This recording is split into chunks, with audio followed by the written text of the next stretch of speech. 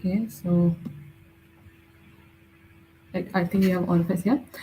Um, a very good morning to one and all present here.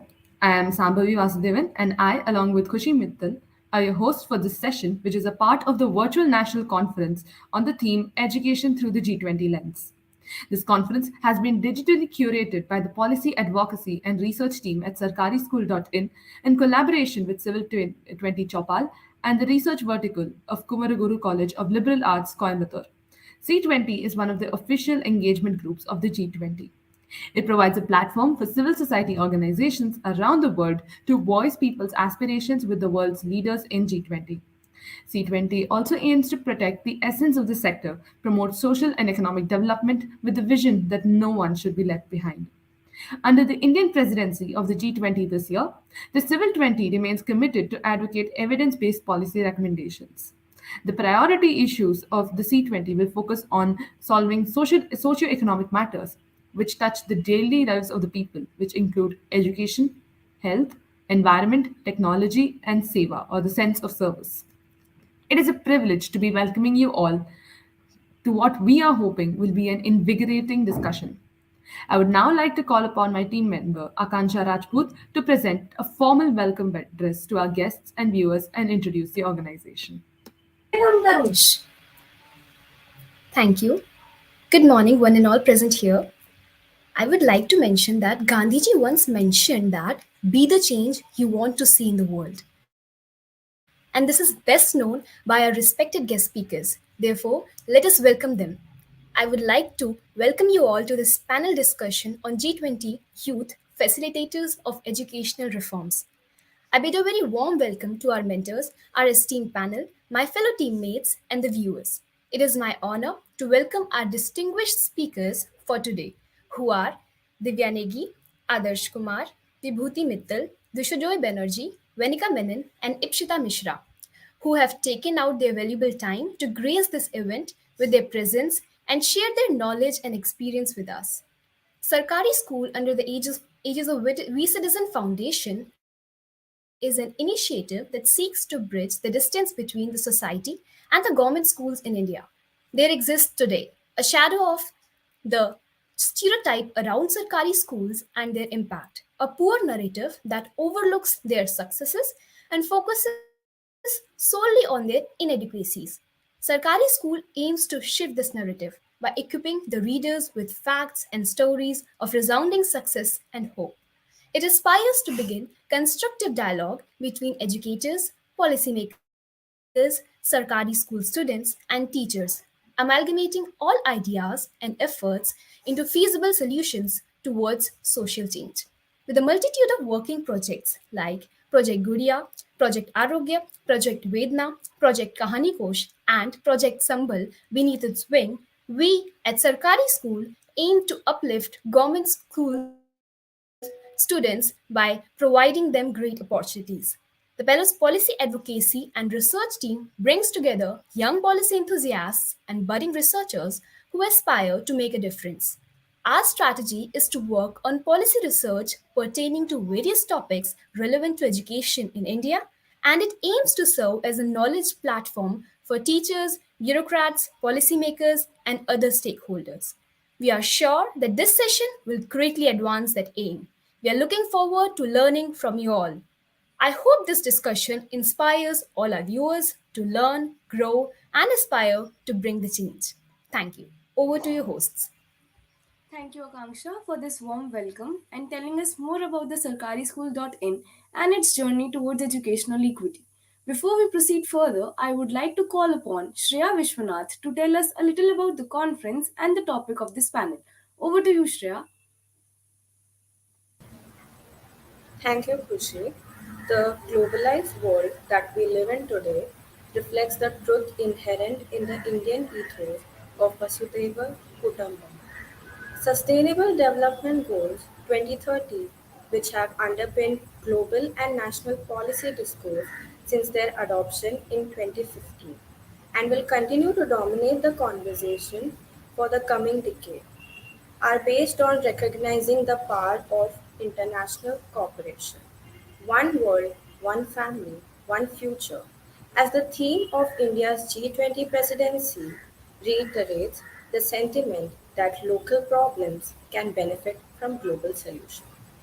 It is in the spirit of promoting debate, deliberation, and discussion regarding policy challenges that Sarkari School and WeCitizens Foundation, in association with Civil20 Chaupal, bring to you a virtual national conference on education through a G20 lens.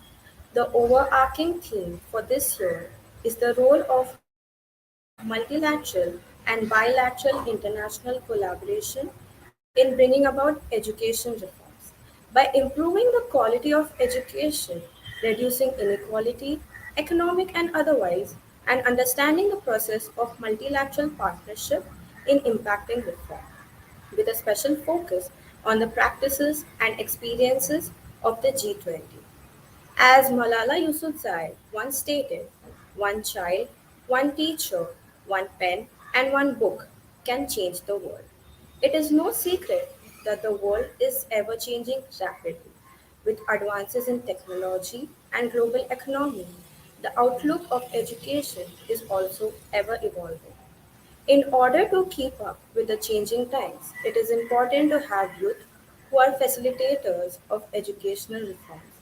The youth have always been at the forefront of social change, and it is no different when it comes to education. In recent years, we have seen students marching off the streets to demand better education. It is clear indication of the sensitivity and importance they place on this issue. School education plays a vital role in the development of any society. It is the youth who are at the forefront of driving educational reforms in our country. It is them who are most affected by the shortcomings of the current system, and they are the ones who stand benefit the most from any improvements.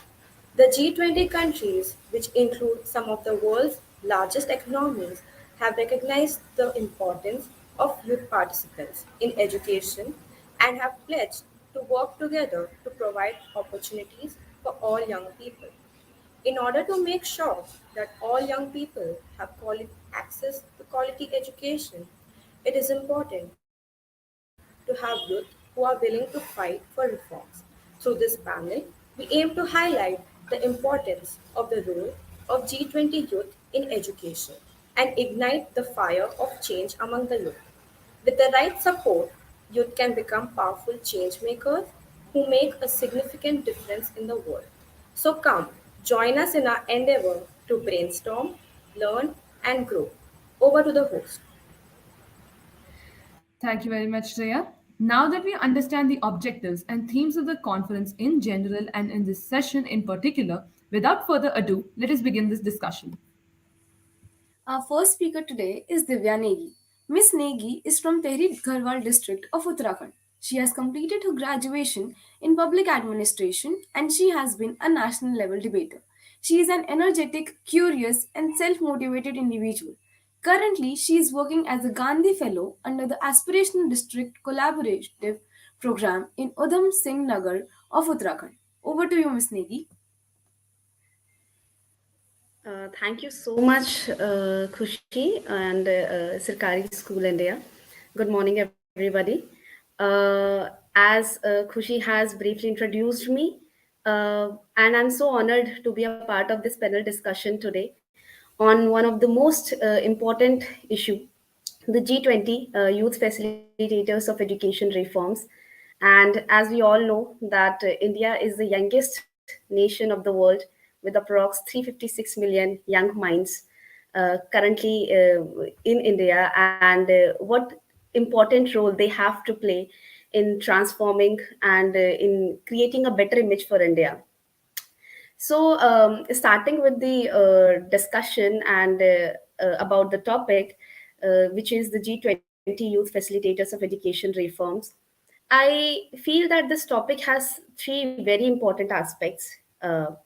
The one aspect is the G20 and the India presidency, which India has assumed in December 2022. And as we all know, that G20 is one of the most influential economies of the world, which comprise of approx 75% of international trade approx 85% of global GDP, and around two-thirds of global population.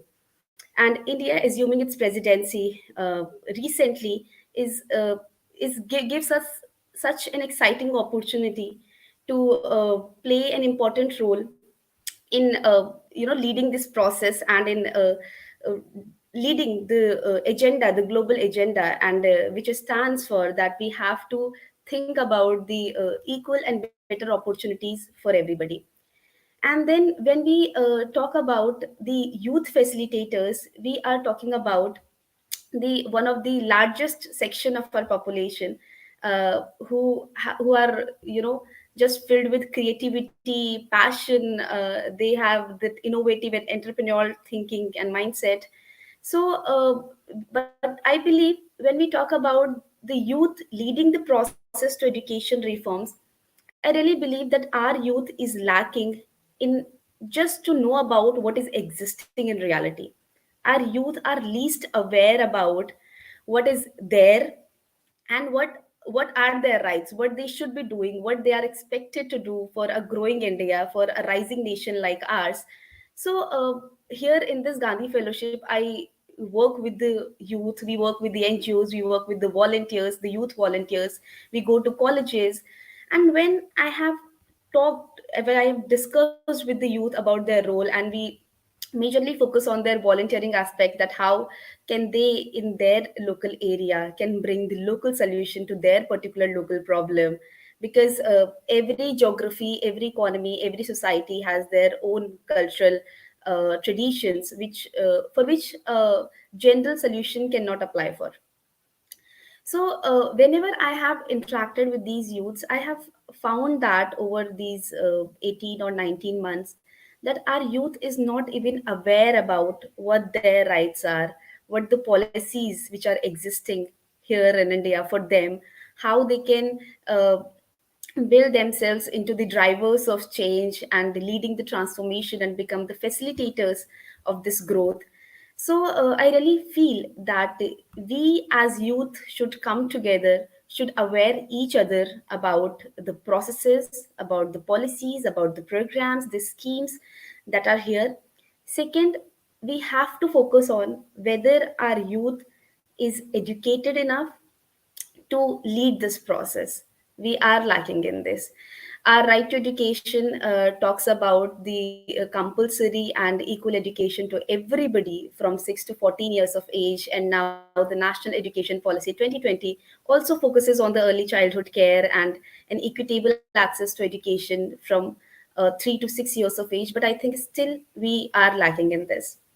Whenever we go to the rural setup of India, and I think there is a very small section of youth population like us who are sitting, deliberating, and discussing about such topic, but majority of the section of our youth are not aware about this. Third, we have to focus on their innovation thing. What we do that whenever we talk about education, there is a pre-notion or a general mindset that education is about cognitive dimension of the education, but we do not focus on it is also about the socio-emotional dimension. It is also about whether the kid or the youth in our school, they are learning about what their social social thinking are, what their emotional well-being is. And I think when, until and unless we do not recognize that what our student or what our youth is feeling when they are going to school or when they are going to college, we as teachers or we as their mentors or guide can never take them to the path of growth in the way, because we are not understanding where they are actually coming from. Keeping everybody on the same pedestal that we might have received a great education, we might come from a good background, is not the real solution to this. I really believe that we have to understand the social cultural background where our youth and where our kid comes from.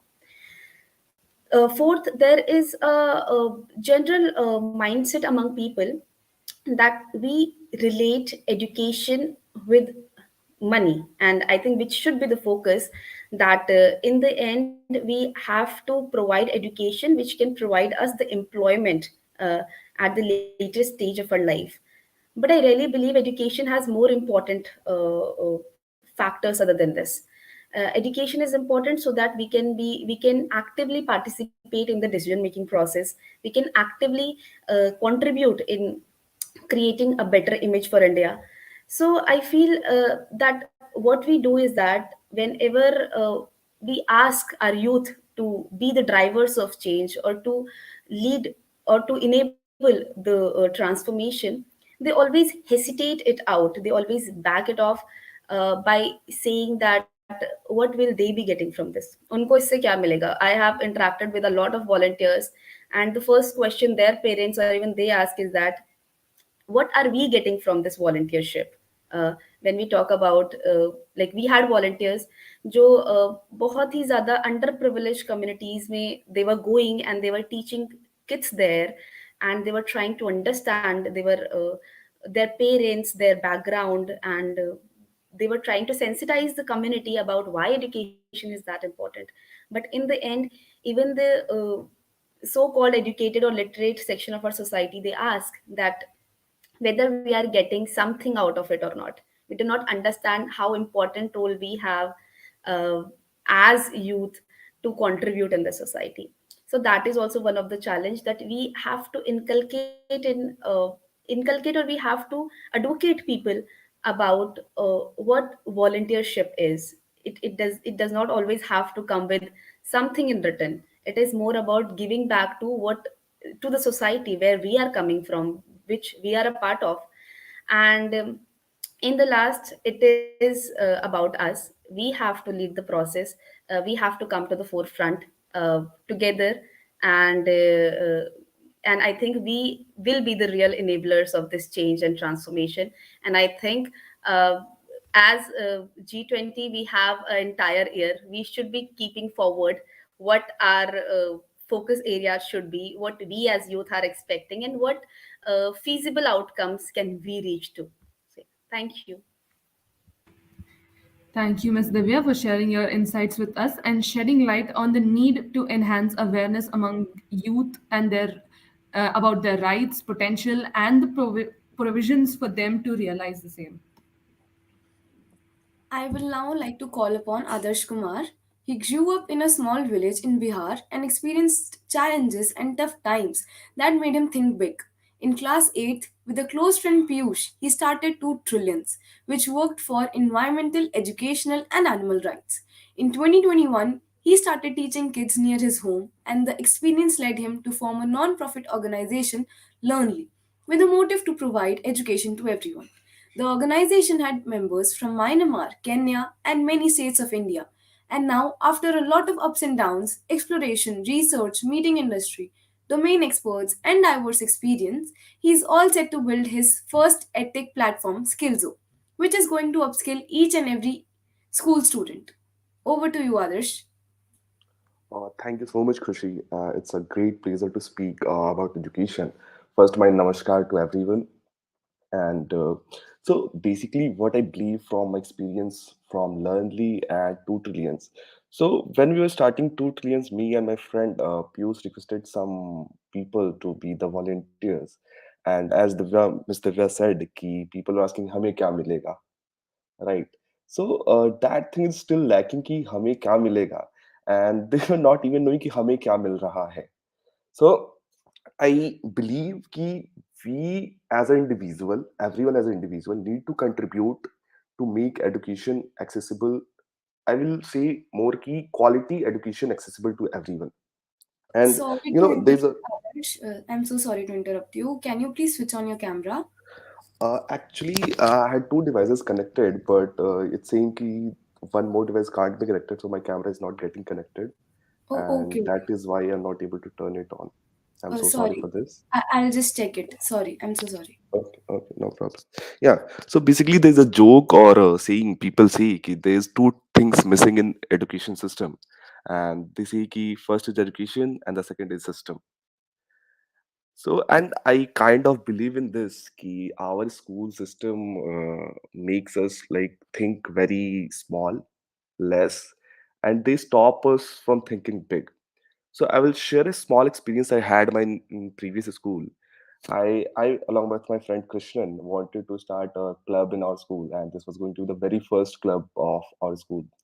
And we proposed this plan to our teachers and obviously the principal. And what was their reaction was कि you're trying to be a neta. तुम नेता क्यों बन रहे हो यहाँ? And they were like कि don't teach a teacher how to teach.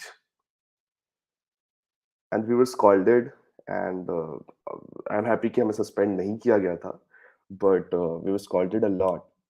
So even when teachers are not open to the kids who are going to study and become the future leaders, how will they do so? And today's time, we have India has got the presidency of G20, and it's a great opportunity for us to represent and again become the Soni ki chidiya, right?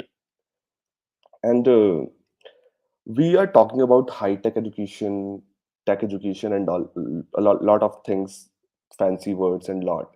But if we will go to the real Bharat, the villages of Bharat, you see the very fundamental and the very basic education is missing. People don't even know what schemes are there for them, what are their basic rights. Like they don't even know how to deal with police or like the very, very, very fundamental education missing there. You need to go to the villages of India to see that. And as Ms. Divya said, we have RTE, right to education, which promises us basic education. But we all know what impact has RTE done. I personally don't see any impact at the government schools. So even the government can't do it alone. We as an individual, we as a group, we as a family, we as a teacher need to collaborate, come together to make it happen.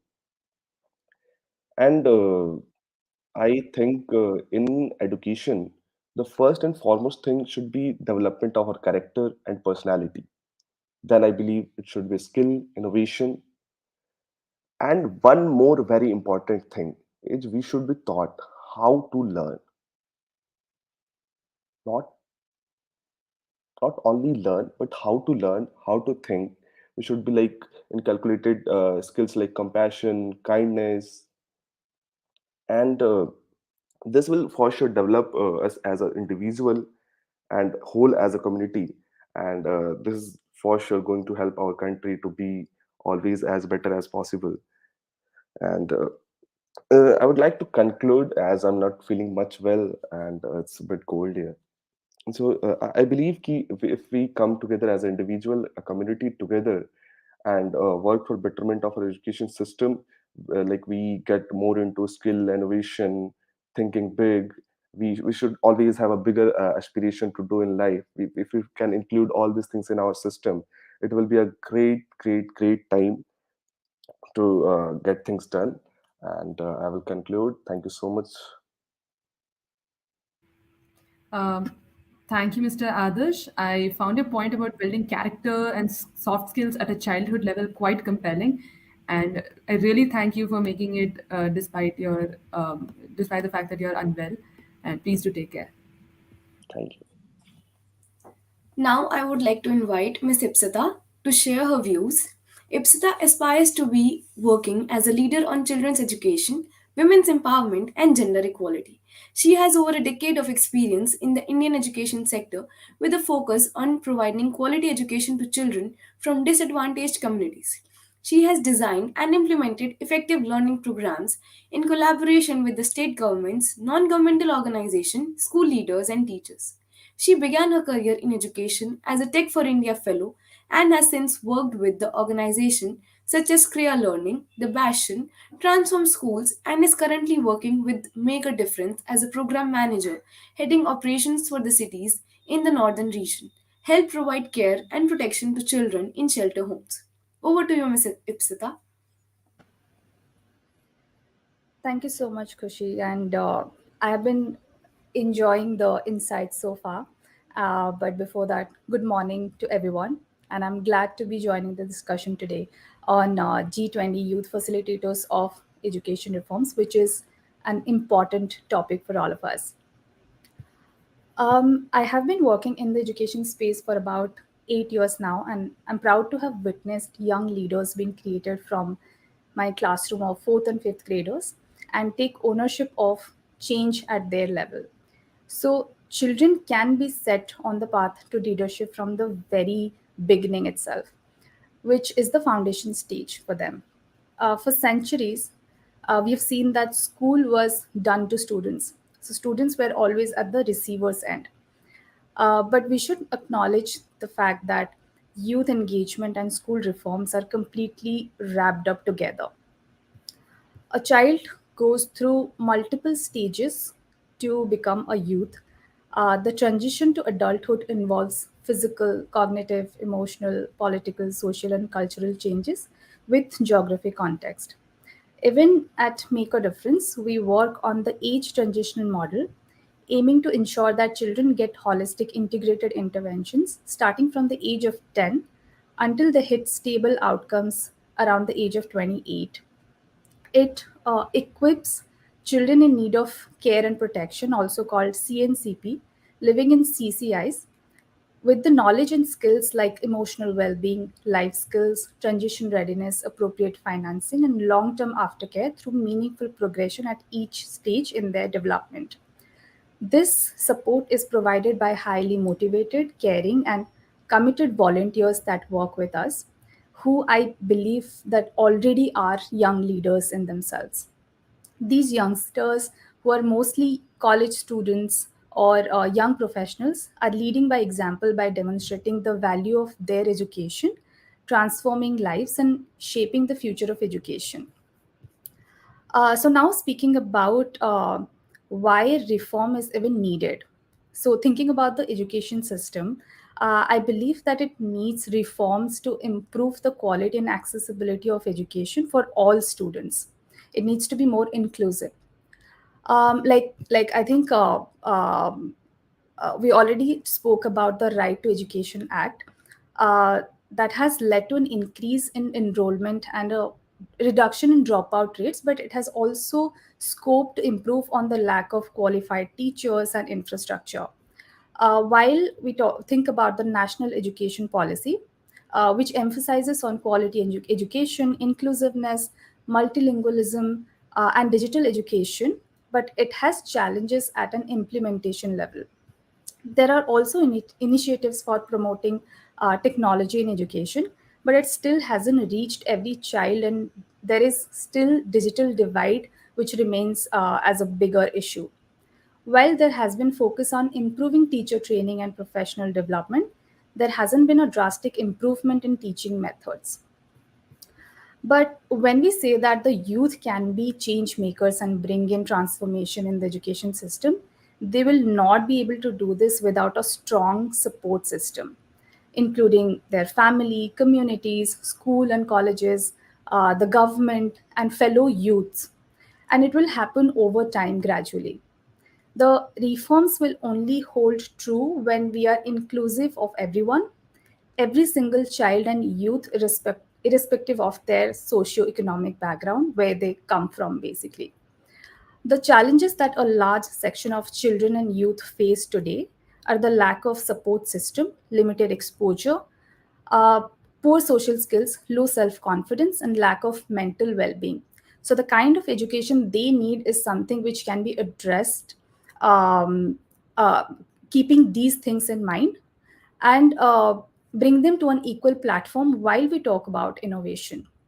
It is when we are creating equal opportunities for all the youth in the country and across the globe, only when can we say that youth can be the facilitator of change and bring transformation to the education system. And like we already know that India has the largest youth population in the world.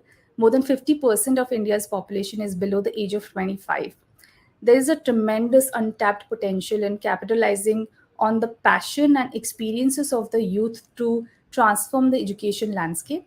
India stands to benefit socially, politically, and economically in this large number of youth, if we ensure that they're safe, they're educated, they're well equipped with knowledge and skill sets required to support the country's ongoing development.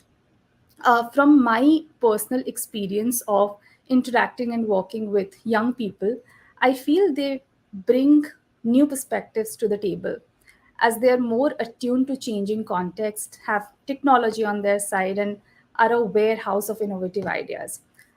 They can also bring the most valuable insights on making learning more engaging and relevant for today's learners. I also believe that they can actively use their voice to share their own experiences as students on various social media platforms, participate in discussions, write blogs, can create a movement. They can actually create a movement for change and aspire and mobilize others to their to join their community and join the movement itself. The youth of today can also advocate for policies and initiatives that support their learnings and bring about change in the system. Engaging in dialogues, collaborating with policymakers and other decision makers could be the first step towards it. And it should be a transformation for the youth by the youth. While our youth has the potential to bring in education reforms, the question remains, how can we support our front runners to work towards the same? What kind of environment are we even providing them to be able to lead the way? The answer for me to this is that building a community of young leaders is in an improved ecosystem that is equipped to prepare the youth not just to survive but to thrive, to make a difference. The focus should not just be on empowering children and youth, but also their parents, families, and communities who have the maximum impact on them. That's how we create a conducive environment for the youth today to bring in positive changes in the system. Now, thinking about the G20 youth of today, India began its 1 year journey of G20, as we all know, with a unique outreach campaign called University Connect, an effort to involve youngsters in the country's G20 presidency, encouraging their participation and discussion on various important topics. India has also launched Skill India initiative to provide job-oriented training to young people and help them enter the workforce and the job market. Additionally, India is investing in education and digital infrastructure to support the growth of young entrepreneurs and innovators. The private sector and other stakeholders play a critical role in supporting the G20's effort to engage and empower young people. Companies can offer job trainings and mentorship programs to the youth, basically, and government can also collaborate with different organizations to basically motivate youth of today to participate in global economy and policy reforms. The G20 can actually bring stronger collaboration among countries by creating networks and platforms for young people to exchange ideas, share best practices, and collaborate on projects. This can be done through initiatives such as youth summits, forums, and online communities. And I think at last, while thinking about young people or the wider younger generation, the younger demographic profile can be an asset not just nationally but in the larger global context. And India's G20 presidency, I feel, actually offers India's youth the opportunity to become ambassadors of global causes. With the rapid pace of technological advancements and the increasing demands of global economy, leveraging on this pool, this massive potential of this dynamic segment of our population, I think the country is definitely on the path to transformation. So that's my take on it. Thank you. Thank you, Ms. Ipsita. Your ideas about promoting a quality, holistic, and inclusive education system in India and a conducive environment for youth were quite thought provoking. Now it is my pleasure to call upon Dwishojoyee Banerjee. Miss Banerjee is a young girl from Patna currently residing in Delhi. She is dedicated to building her organization, the Soft Movement, to change the relationship people have with the activists. Hers is an organization focusing on ground level impact for climate action instead of keeping at raising awareness. The Paperback Project, One of the many projects under the organization reached over 5,000 students in 21 cities via its 30-member team and replaced more than 20,000 single use plastic bags in 2022. Her work was recognized and she received the Young Leaders for Active Citizenship Fellowship in 2021, Ashoka Young Changemaker Fellowship in 2022, and Global Changemaker Fellowship in 2022 as well.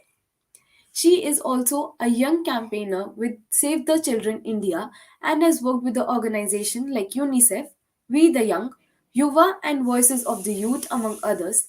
She was recently awarded by the High Commissioner of Canada in recognition of her work.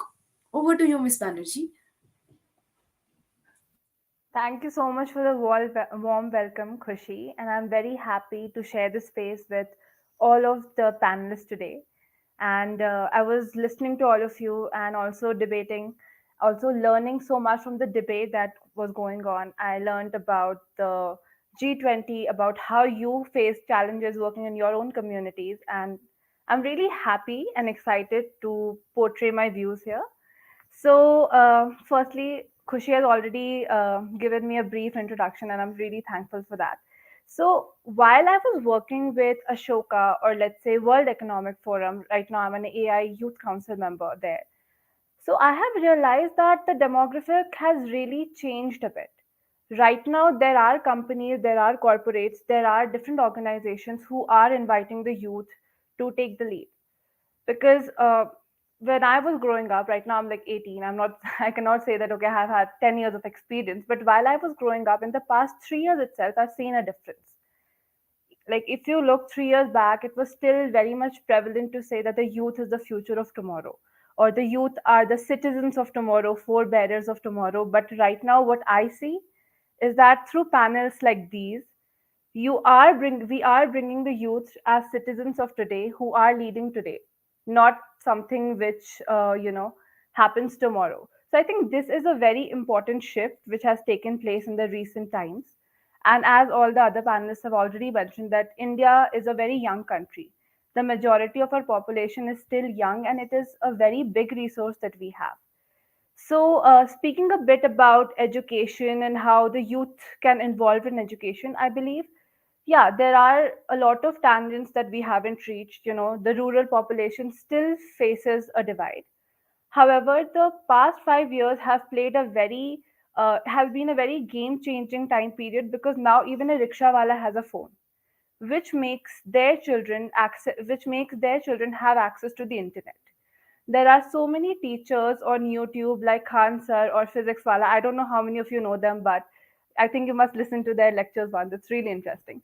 There are so many young teachers who are just taking to YouTube and sharing from their knowledge and their experience. The courses which used to be, expensive for young children, especially from minority backgrounds, have become accessible. You know, now you pay like 599 rupees a year and you can access a course.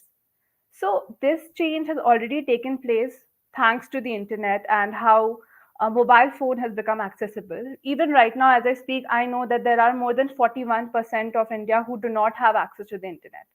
But let's focus on the rest 59% because we cannot skip to the good part, as the song says, right? So that will happen, but a lot has already happened, and it's time that we recognize that as well. As for young people leading change in the education system and how to revolutionize that, I think the one thing that we must focus on is the difference between literacy and education. So these stats are very much available that what is the literacy rate in India? It is 77%, right? We all know that. However, there is no such term as the education rate. Are those 77 point n% educated or are they literate? I think that is something which I feel needs to be addressed a lot. That yes, literacy is a harbinger of change and harbinger of education. But let's move beyond that a little. There is this panelist today, Venika, and I'm really happy that through the WILAC Fellowship, I got to interact with her. And in my personal opinion, organizations like WILAC are empowering young people into the policy space. Throughout the fellowship that I was a part of in 2021, we worked on so many aspects of change like gender, diversity, inclusion, and whatnot. And through that, we got to learn about how the change is taking place in the real world instead of just the theory part of it. So I think it's high time that more such organizations evolve, and especially this year, G20, the year of India. And also, I would like to mention that this is the first time that three developing countries are a part of the G20 Troika: Indonesia, India, and Brazil. So it's the first time that we have the access to create something new, right? And India will lead a very nice future with the reforms that it is already bringing in the in the education systems. Recently, we had the national education policy, and the changes, the focus that has shifted from board examinations and the marks based system is really new. And I believe it's not only at the policy level, because policies come, but what really matters is how the people take it. So, as youth facilitators, what we can focus on is our educating our our local people who we interact with on a daily basis to get to know, because internet is very much accessible. You know, just a keyword and you can get like 40 and 50, 40 50 pages of different links and different sites and everything that you can learn from. So it is our responsibility to just make them aware that okay, such a resource is available. How can you access it? And thank you so much. That was my take on it. Looking forward to a very nice conversation. Thank you so much, Ms. Banerjee, for adding your valuable perspective to the discussion on the youth becoming leaders and reforming education today. I'm sure everyone found it very enlightening. Now I would like to invite Vibhuti Mittal. She is Marketing and Communications Director at Enactus Lady Shriram College for Women, working closely with Project Ruhani, which aims to radically transform the education system by destigmatizing mental health from a young age and inculcating the concept of social and emotional learning. She is currently pursuing her degree in sociology honors with minors in political science. She was a state level badminton player and would often run marathon for social causes. She is passionate about social causes and has a determined personality. Over to you, Miss Mittal. My preparation preceding the discussion consisted of nervousness and excitement for the event. Thereby, I had a strong inclination that I will be nervous while putting forward my point. The sociology student in me aspired to start with normalizing feeling anxious or nervous before any event. Education is the most powerful weapon which you can use to change the world. Nelson Mandela. Namaste, everyone. Hope you all are doing well. I'm Vibhuti Mittal, the Marketing and Communication Director at Enactus Lady Shriram College for Women. The first thing I would like to say is thank you. Not only has Sarkari School given me an extraordinary honor, but an opportunity to share with all of you Project Rohani. Project Rohani aims to transform the education system for the better. Before I go into further details about how we are doing that, I would like to explain the demographics a little, since they are of immense importance. To reiterate Shashi Tharoor's words, we are an amazingly young country. To reaffirm the importance of education, one needs to understand the demographic dividend. Demographic dividend refers to the growth in an economy that is the result of the change in the age structure of a country's population. In layperson terms, it means the increase in the working age population of a country, which leads to accelerated economic growth. This opportunity also places global importance in the country because during India's golden period, other countries will be facing a deficit. As a result of this, if they are well trained, they will have the ability to transform not only India but other countries as well. However, if the potential population is not efficiently utilized by the government and remains unemployed, it can lead to demographic disaster. The frustrated, unemployed, and undereducated individual is likely to become a prey to the gun and the bullet. Consequently, quality education is of immense significance. New education policy is a step in the right direction. It proves that India can reimagine education, which was one of the grounds on which India's presidency at the G20 forum was being challenged. It can be seen as a template for education, which can become a global model for emerging economies. Though one can see good efforts and intentions in the formation of policy, I believe that it lacks learning about one's self. Social and emotional learning is of significance in today's ever changing world, as it equips the individual with necessary skills to adapt. Specifically, in the context of emerging economies and developing countries, one needs social and emotional learning. Project Rohani realized the importance and the lack of quality education and aspired to intervene. Our aspiration led us to formulate a social and emotional learning curriculum based on the CASAL framework with professional backing. We have had 15 plus successful collaboration and we have worked in fulfilling our aim of making mental health inclusive and accessible to all. However, there is still a long way to go. We are currently at the edge of making it sustainable, which not only makes me proud but emotional too. Approaching the topic of discussion, working at Rouhani made me understand the importance of collaboration. Working together is of immense importance, chiefly in relation to education.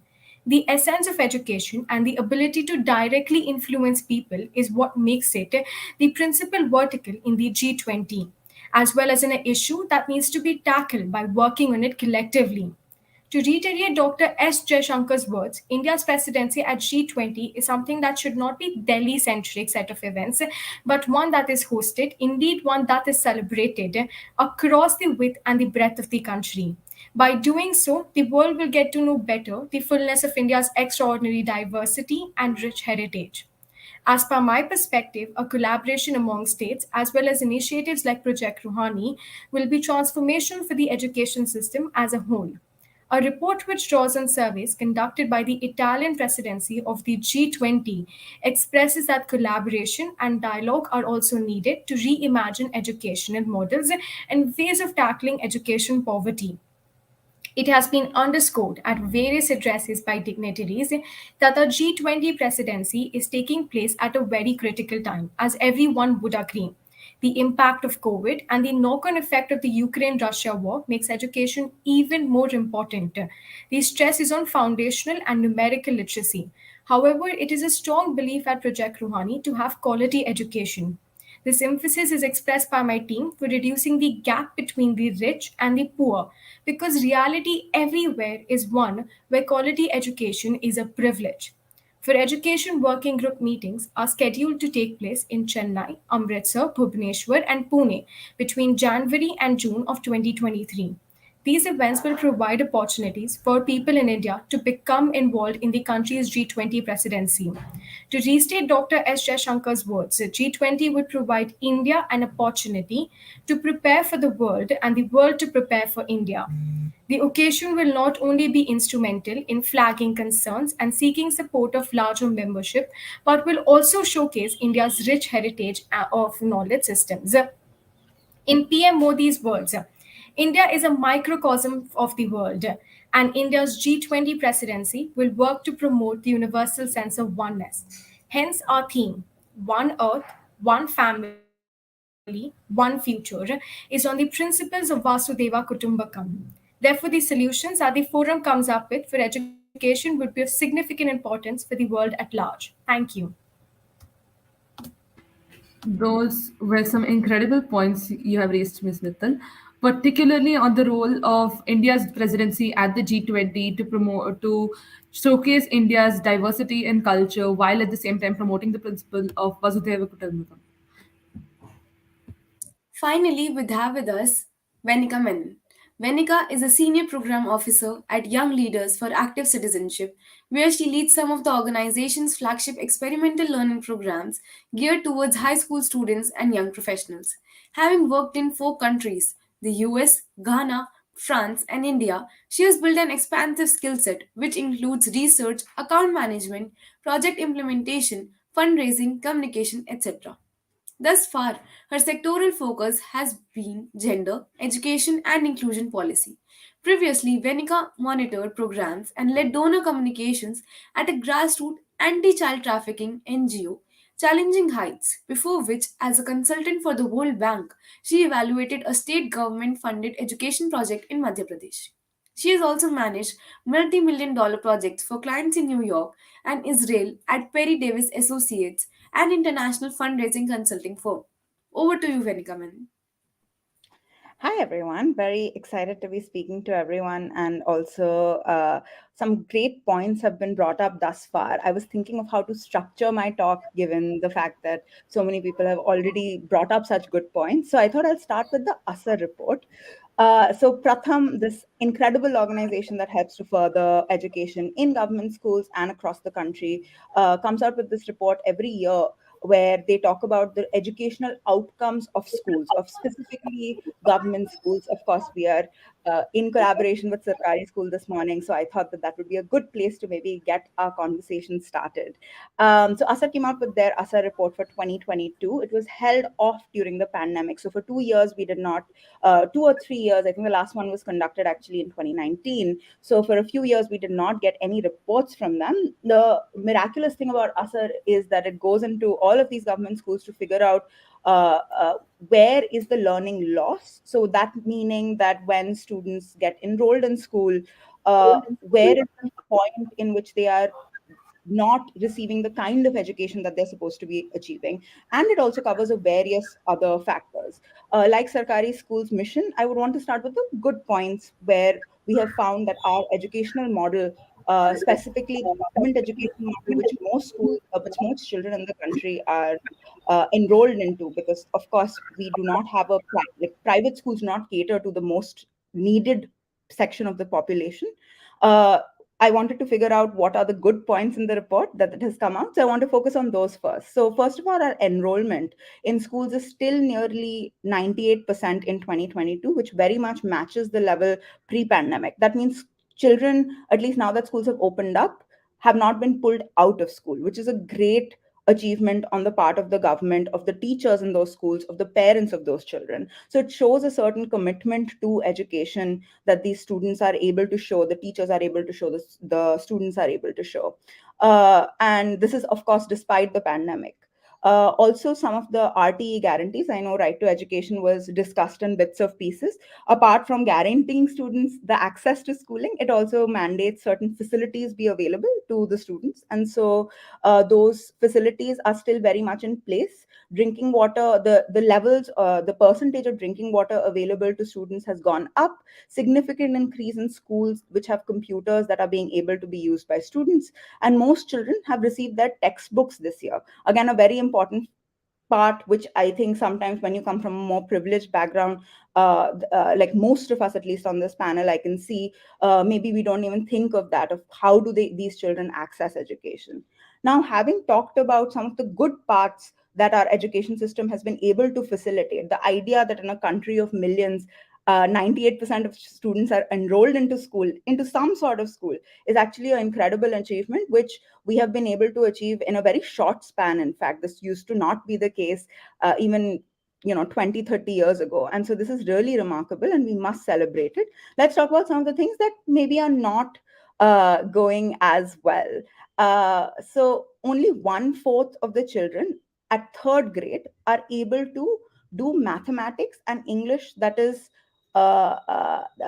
appropriate for third grade level. So say that you are supposed to be able to multiply 6 into 6 when you are in class 3. That means that only 20% of students are actually able to do that mathematics. And say that you're able to read a simple sentence in your language, only 20% of students are able to do that. That means even though 98% of students are enrolled into school, there is only 20% of those students who are able to access the education that is meant to be provided. Now, these are fundamental challenges, and there are so many different players in this sector who are working to improve these statistics. And there is a lot of focus being given on these statistics as well. So I do not want to underplay that. But when we say that we want to, have G20 youth be facilitators of education and take India into the next, age of enlightenment or of glory, we have to acknowledge that maybe at this stage, there are only few of us who have the opportunity to actually do that, because at some level, our education system is still failing a majority of the students in our country, which is a really unfortunate fact, but it is a fact. And I know, again, I want to stress on the fact that there are many actors who are trying to play their part in making sure these statistics change. Um, then this is just one of the statistics. There is also a wide variation of learning across states. There is also an increase in tuition being the classes that people have to additionally pay for above and beyond just their school themselves to be able to learn. These are all not great indicators, but again, just something to note before I kind of jump into the value of the education that we are maybe trying to build. Uh, First of all, I think parents and teachers are incredibly stressed out in this post pandemic world of how to teach, which is their primary job. I think most people here would agree that teachers are burdened with many facets and many responsibilities and many restrictions on how they can function in the classroom that make their job very hard. Similarly, with parents, there's an expectation that their child is going to school, or if they are paying for an additional tutor, that the child will just learn. This kind of takes away from the fact that there are many additional, a child cannot learn hungry, which is why we have the midday meal scheme. A child cannot learn if they do not have parents who can support their learning once they get home, if they have to go outside and work every day to support their parents income. So there are these incredible challenges that children, teachers and students are facing on this day to day basis that also needs to be addressed. And ultimately, you know the pedagogy of our schools is not something I think is facilitates a lot of natural learning. If you are the kind of student who can sit down, open a book and read end to end, that's great. If you can remember paragraphs, that's great. But if you are not the kind of student who can do that, who feels the need to maybe learn in a more experiential manner or in a more discussion based classroom, our education system maybe does not facilitate that kind of education at this stage. And unfortunately, those are the markers of people who are able to bring about some sort of real change later. The people who are able to think on their own terms, the people who are able to process information differently, those are the ones with the different ideas and the ones who oftentimes are able to go ahead. However, the education system does not necessarily value that. So those are some great challenges. I know we are a little strapped for time, and so I will keep this short.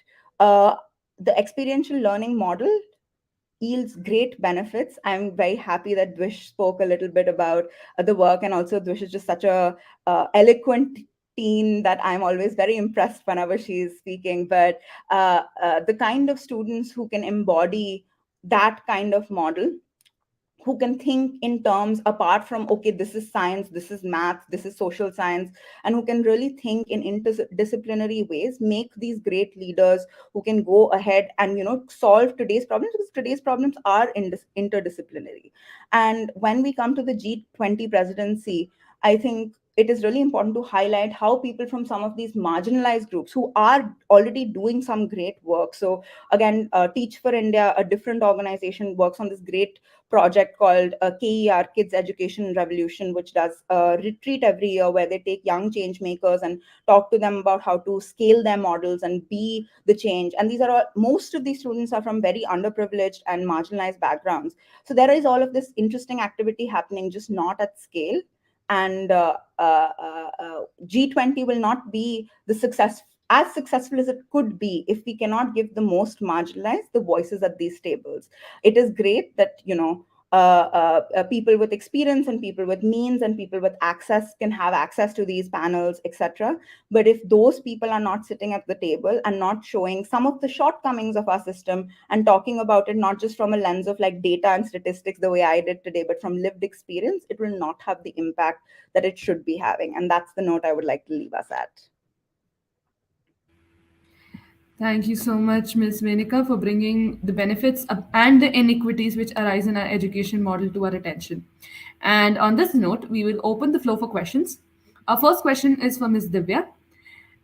Ms. Divya, are you there? Yes, I am here. Yeah, so Ms. Divya, the question is for you. Education and youth both are synonymous to changes in the future.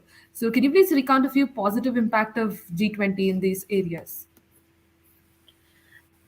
Yeah, as I think all the panelists have, put forward their insights and put forward what they think about education and youth and how they are interrelated and how they can play a role in reforming India altogether. So, talking about it in the context of the G20, I really feel that youth and education is correlated in such a way that until and unless our youth would not be educated, the awareness cannot be brought. And if we have to give the education, then we have to start it from the base. We have to start it from the point where our kid is just starting out to go in the school. I'll share one example here. uh, I I do my school visits every now and then. What Venika was saying, that if we have the living examples out from the field. So there was a kid in one of the school, and we are talking about that there are access to the online classes. We have this technology and everything, but I really feel the underprivileged kids are missing out on it. The majority of the underprivileged kids are missing out on this. We might be talking sitting here, but that is really not the reality. So there was one kid, and who was just scratching something on his table, वैसे कुछ बना रहा था, and I was like, why are you ruining your table?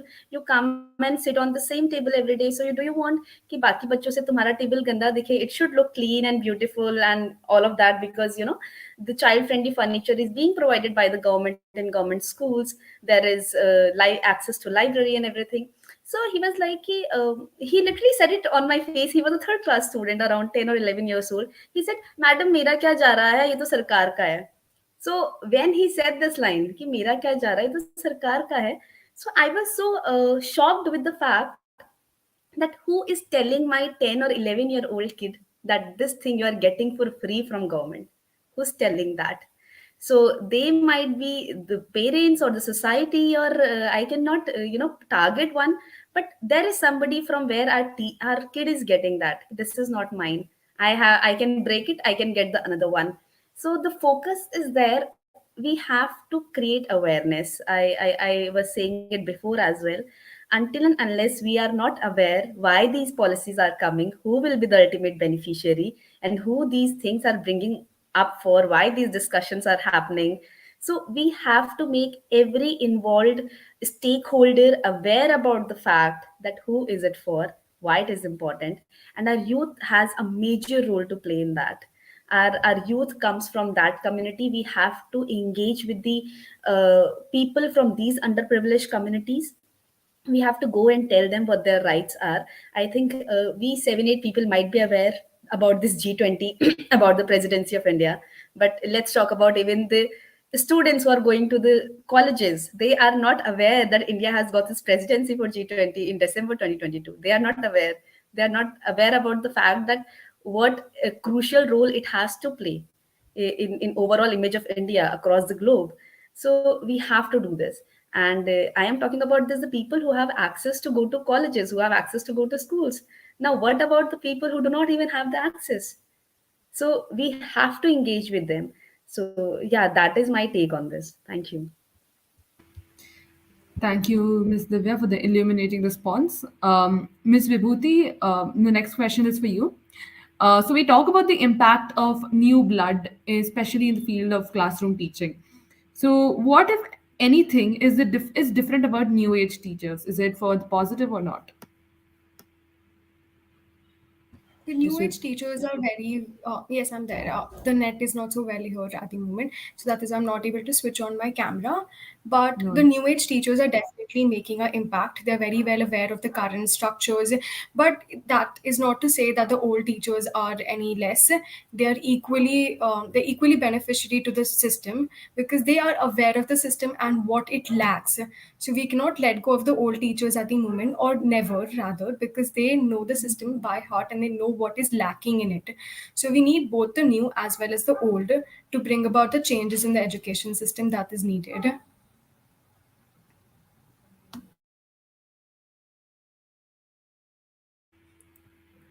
That was a very insightful answer, Miss Mittal. Uh, our next question is for Miss Banerjee. India has the largest youth population in the world, with their own set of aspirations, hopes, and dreams for the future, and the future of the nations would like facilitate. What can we, the youth, as facilitators of change, do to make a meaningful positive impact? And we would love to know your thoughts about this. All right. Thank you so much, Khushi, for that question. And like you have mentioned rightfully, that yeah, India has a very large proportion of youth, right? So I think, like I agree to everything that you have mentioned and whatever has been discussed in the panel so far. However, I think we need to shift a bit on this aspect as well, that it's not we who will facilitate them and then they can grow. We also need to ensure that they take charge of their own change, right? I'll share a very small story with you. So I have a cousin who is like 7 years old, and he watches a lot of YouTube videos. You know, there was a point in time where we used to just snatch his phone ki mat dekho itna, pad lo. But at this point in time, I think he knows more about what's happening in Turkey than I do, because he has access to that and he himself is choosing to learn about what he feels like. There was this one time when I was like children do, I was like, I love you one, I love you two, I love you three with him, and then we reached to millions and billions, and then he said trillion. I was like, okay, ab kya aage? I didn't know. But he then said, I love you one Google. I did not know what's Google, right? I mean, a lot of us do not know, but that's like the highest numeral term. So, and he did not learn that through the textbooks. He learned that through the internet. He learned that because he chose to take charge of what he decided to learn. And despite us being ye mat padho, ye mat karo, he went ahead and searched it up on Google and he did that. So this is something like from the privileged community, right? Like we were all discussing that there's a divide. However, I would like to share one more insight here. So my parents have an organization, Kahani Ghar, and they facilitate access to education for slum kids. There is this child, he's called Prem, and he does not like to study. You just cannot make him sit down with a book or on a table and study. But his management skills and his knowledge about how to manage people, how to uh, do stuff is much more than I have, right? So there's this thing called Saraswati Puja ka Chanda collection. I don't know how many of you know that. So this is something that at Kahani Ghar, and my parents did not really कि अच्छा तुमको चंदा क्यों लेना, whatever money you want you take it from us and then you set up the murti and do the puja. But he was very keen on nahi, I want to collect chandas. So my father was like, but why would people believe you? Yeah, तुम क्या बोलोगे उनको जाके that a 8-year-old is coming and collecting chanda? It doesn't look good. He was like, nahi, I'll create value for them. So this is something that is taught in management, but he knows that. He's like prasad milega unko, and he was like, okay, then how will you segregate who gives how much and how much can you give back to them? So he spoke about the proportion of shares. Like when I speak about it, I'm saying proportion of shares, but he actually said जो जितना ज्यादा देगा उन्हें उतना ज्यादा देंगे, जो आएगा उनके लिए ये फैसिलिटीज होंगी, जो सिर्फ चंदा देंगे एंड प्रसाद एक्सपेक्ट करेंगे उनके लिए ये फैसिलिटीज होगी. And he curated the entire event. And so what I want to speak about, what I want to elucidate on right now is that children, when left alone, know a lot. It's just that a lot of times they don't have the terms to express that.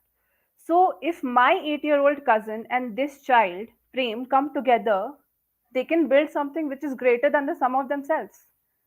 Because my cousin has access to the internet, he has access to a good schooling, so he can make that decision for himself, and so can Prem. So I think like we have all spoken about it already, but I think more inclusion in the classroom is something which is needed so that we can grow forward. The meeting of minds from diverse backgrounds. Thank you so much. Thank you for that interesting perspective, Ms. Banerjee. So, Ms. Venika, the next question is for you.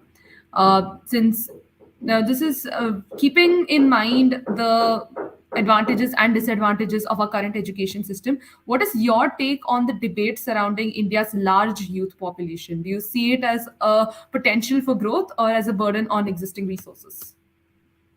So I think any resource can be used any way, right? Like it depends on how we put it to use. So if you have a knife, if you use it to stab people, that's pretty bad. But if you use it to cook delicious food, that's great. And so and in general terms, in the way, in the traditional ways that we are taught, youth is always a benefit, right? In the sense that as our population ages out, like in pure economic terms, I'm speaking, as the population ages out, it's good to have a young workforce there to be able to support, which is Europe. In fact, is currently having the opposite problem. They have an aging population and not enough young people, and so in general terms, it's actually great to have. But I think ultimately it'll come down to what is it, how can we support them to do more, better, achieve greater things than their parents, reduce inequalities, understand what change is required, and in similar terms expect from them a certain amount of dedication to change, a certain amount of selflessness, a certain amount of sincerity in making the society a better place. A population that is only engineers, as our country likes to produce, will not produce, for example, thoughtful people who will be working in the education sector. And while edtech is great and can influence thousands of people, at the end of the day, as Vish was pointing out, I think, or maybe it was one of the other panelists, there's also a huge digital divide. Like, women do not have this, just because I think someone mentioned, if a rickshawala has a smartphone these days, it is likely going to his son and not his daughter, and we have data to support that. So the fact that so do we want, like, currently our workforce, for example, is mainly men. We have a very low women's participation in the workforce. Do we want that to continue? We could have a very prosperous society, as we do. We have a great GDP at the moment. We have a very, like, relatively stable society and economy, but it is mostly built on the backs of men, and women do not have a say in this economy. And so do we want that to continue? So we can only face those challenges if we prepare the youth of tomorrow to face them in an equitable manner. Otherwise, life can continue to be great, but it may not be as great as it could be for as many people as it could be, for the marginalized, for the disabled, for the queer youth, for young women in this country. And I think we need to just shift our focus to who we are helping and how much are we helping, more than necessarily saying youth as a general broad term for umbrella of people who actually come from variety of socioeconomic, gender backgrounds. So yeah, that's my 2 cents. That was a very Not to interesting. interrupt, may I add one thing? I think which Yes, will be really I'm not the Definitely, moderator. definitely. Sure, sure. so recently I read somewhere that the enrollment rate of that of girls in schools recently has increased, has surpassed that of boys. So I think, like you mentioned, Venika, about the equitable future, I think it has begun, and I'm really happy to share that with all of you.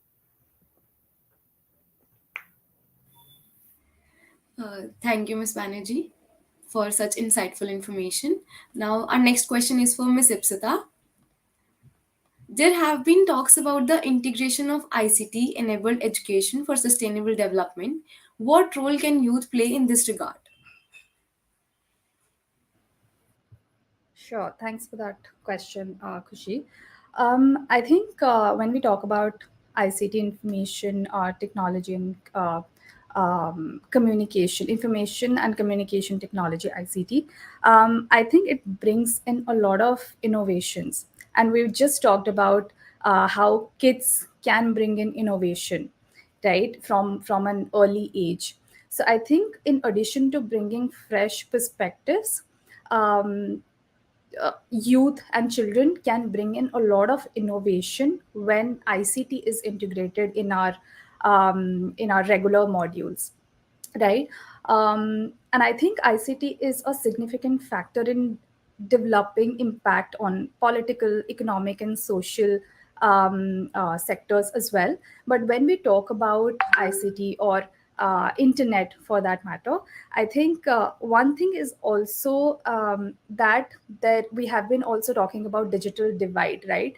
When we are thinking about integrating ICT or in the mainstream education system per se, um, we also have to think of inclusivity. We have to think of including all the sections of children or youth that we can think of, right? It's great to include ICT, internet, and technology in the mainstream system, but are we in that process, are we also leaving a large section of children and youth behind? That's something to ponder upon.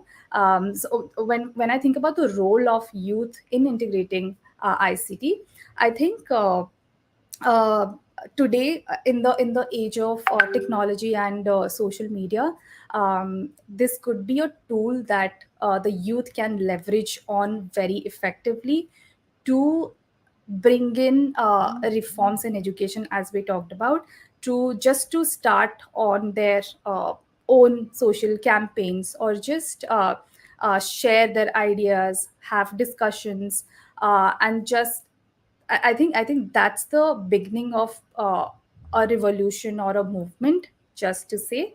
So I think these are some of the things to think about when we talk about ICT integrated modules, or in the system itself. Thank you so much, Ms. Ipsita. That was a very interesting take. So that was a very enlightening discussion, and to express our gratitude, I would now like to call upon Adinath to present the vote of thanks. Thank you so much, Shambhavi. I'm delighted to express my gratitude and appreciation towards all the esteemed guests and dignitaries who have graced this conference with their wisdom and ideas. It was a truly thought provoking discussion, and it would have not been possible without you, our esteemed panelists.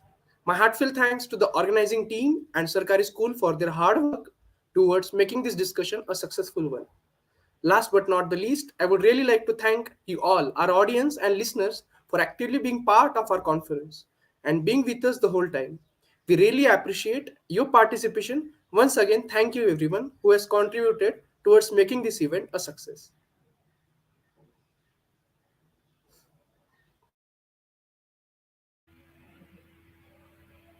Thank you so much, Adinath. We really thank all the speakers for taking time off their busy schedules to make it to this session. And Thank you so much for having us here. Yeah, thank you so much. Thank you so much. Thank you. Thank you. thank you.